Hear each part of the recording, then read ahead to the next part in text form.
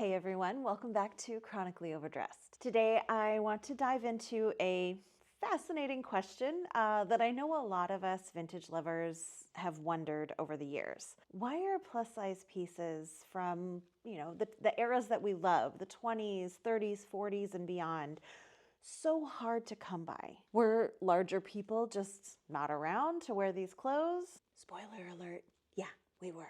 Stick around because we are uncovering the truth about survival bias and how it's given us a pretty skewed view of fashion history.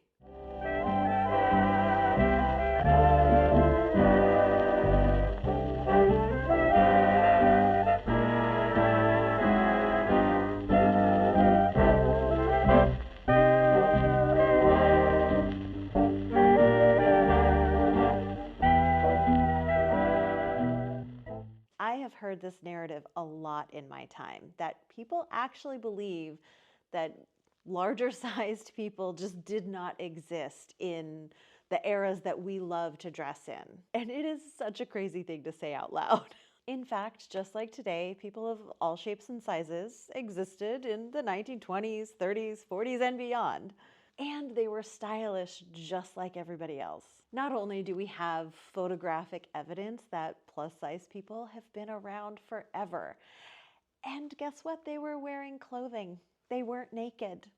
But we have other evidence to prove that they had fashionable options as well. I've shown this on my Instagram before, but let's take this 1939 Spiegel catalog as an example. They have this section in the catalog with the average, larger women's average size, and it went up to a size 53 with a 49-inch waist.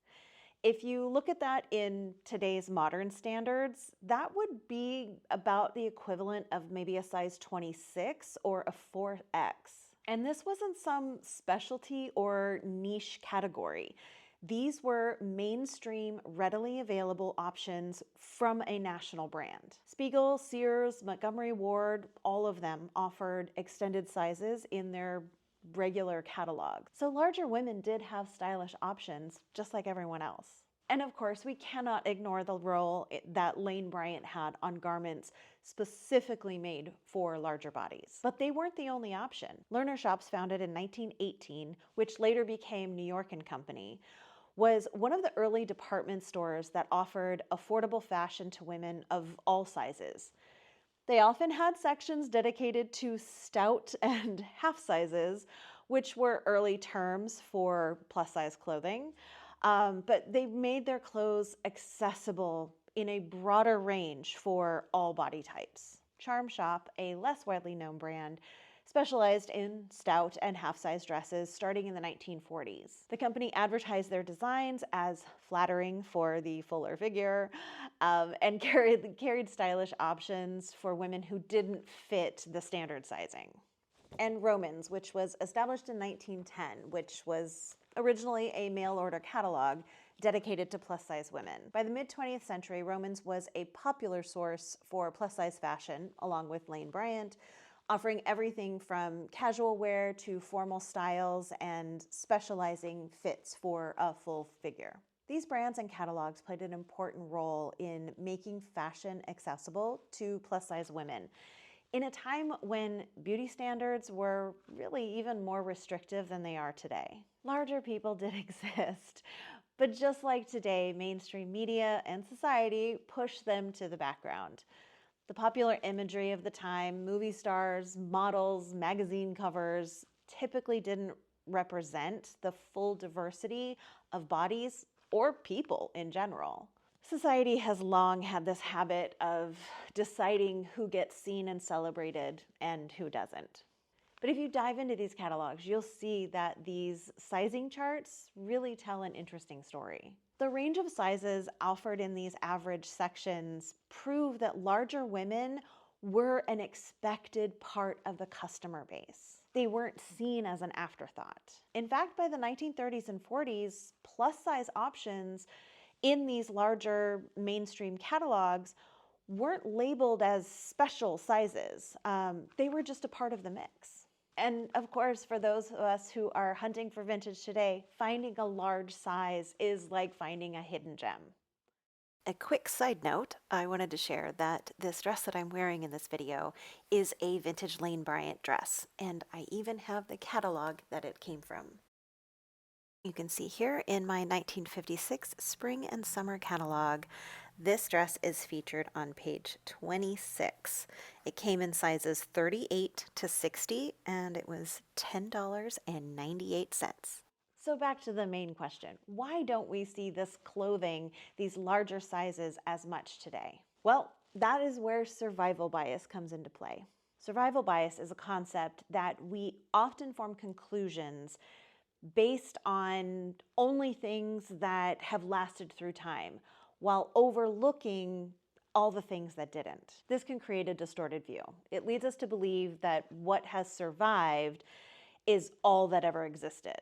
A powerful example of survival bias comes from World War II, when Allied forces sought to improve the safety of their planes. To identify weak points, they analyzed the bullet holes on the planes that returned from their missions. The initial plan was pretty straightforward: add armor to the areas with the most damage.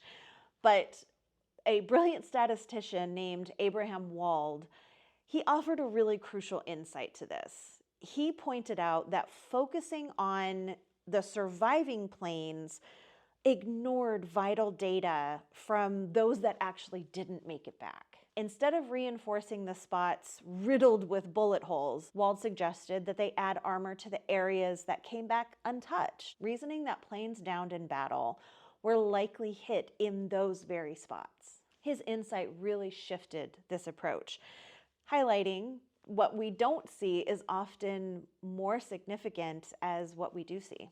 By understanding what hasn't survived, we gain a fuller, more accurate picture. So what does survival bias teach us about vintage fashion? For one, it teaches us that the pieces that we find today are only a part of the story.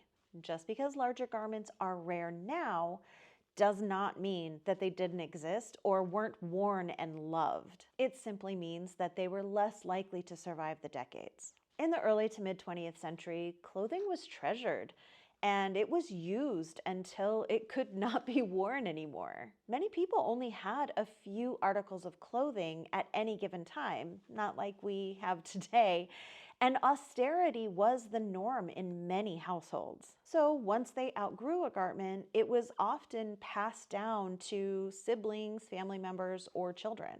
Larger garments with more fabric were especially versatile for this. They could easily be tailored to fit smaller family members, extending their usefulness.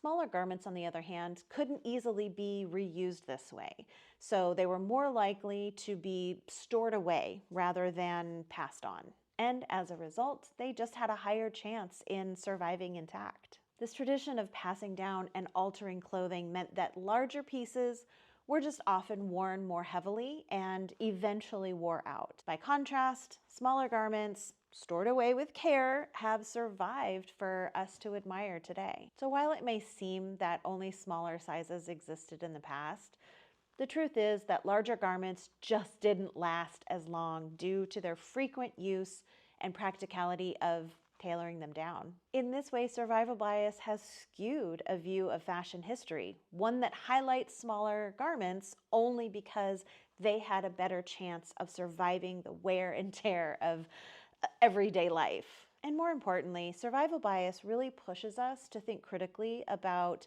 beauty standards and visibility. Larger people in the past, as of now, have always had to work harder to carve out space, to be visible, and to wear clothes that make them feel beautiful. But despite the limited survival of larger garments, we have ample proof that plus-size people existed and thrived in every era. Just look through your own family photo albums. I would hazard a guess that every single one of my viewers out there has family photographs that include loved ones in larger bodies, and they weren't walking around naked. They were all clothed.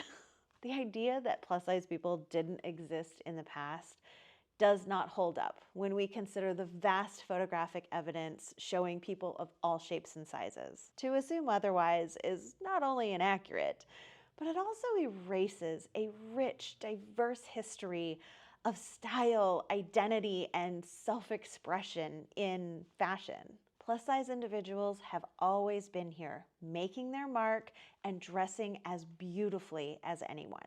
All right, so we have talked about survival bias and why we may not see as many plus-size garments from past eras. But I do want to end this on an encouraging note, because here's the great part. Today, we are incredibly lucky to have options to dress in the styles that we love, even if we can't find true vintage pieces out there in our size. Thanks to quality vintage reproduction brands and modern pieces that are inspired by the eras that we love, we can actually recreate these looks and embrace the vintage style with relative ease. In fact, some of these vintage reproduction companies are offering garments in extended sizes that would have been rare in its original version.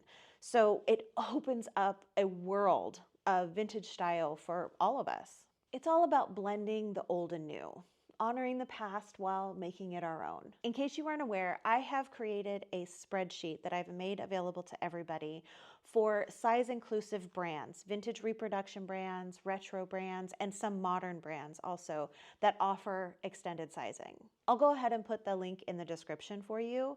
And also, I'm incredibly happy to continue to update this list with any new brands or companies that you let me know that do offer extended sizing. So, feel free to email me and give me that information and I will update the list. So whether you find the perfect authentic piece or choose a beautifully crafted vintage reproduction garment, remember that you don't need an entire full closet of true vintage to bring that timeless style into your life.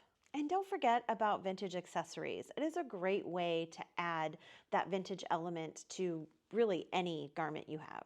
Fashion is about self-expression, and your love for vintage is just as real and valid in a modern or vintage reproduction piece as it is from a true vintage garment from the 1930s or 40s.